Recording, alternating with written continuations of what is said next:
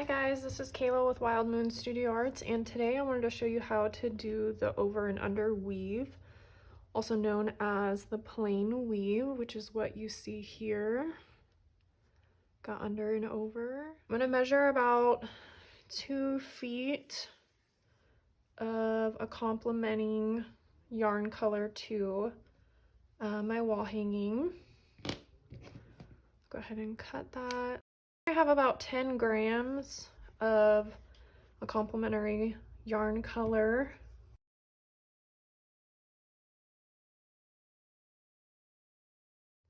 I'm going to flip my loop stitches up so you can see. Here is a dropped stitch section, and this is going to act like my warped stitches in a loom.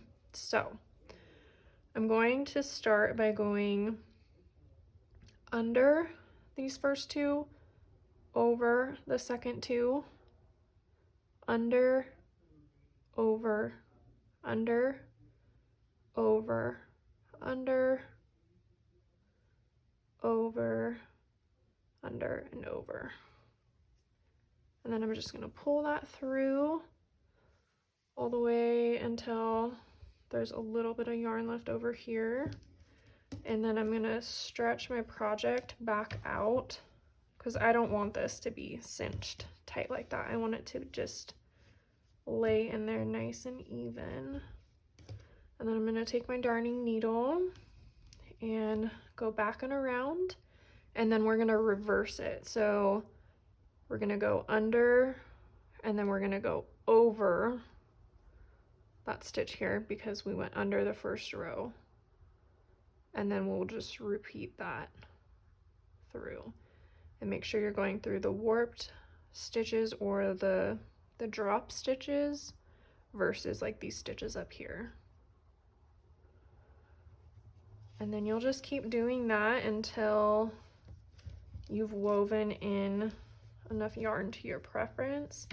I'll probably do like 4 sections just because this yarn is a little thinner and I want to create like a nice tight woven section, kind of like that.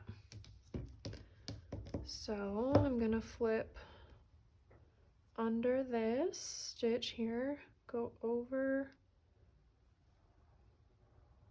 under, over, under, over, under. Keep doing that. Pull it through.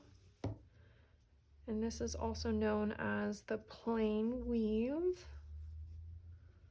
I'll just lay my project out, stretch it out again. I'll pull these loops down. And I think I'm going to go ahead and do one more. So I'll do a total of 4.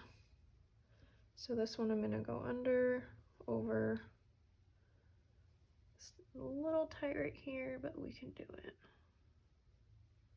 Under, over, under, over, under, over. And then you can see here I've got like a good amount left. That'll be good when I weave in my ends. Now I like the look of that, like almost like a basket weave, but if you want it to be tighter and you don't want to see the cotton cord in between that yarn, you can push these down and then just keep adding more rows like you've been doing to fill it in. And you can see like my drop stitch, I could probably do like 2 more rows, but I like it a little open, so I'm going to keep it that way. But feel free to get creative with it. It's your project. And that is how you do the over and under plain weave stitch. Thank you guys for watching this video. Please go ahead and like it and subscribe to my YouTube channel for more how to knit content. Thank you so much.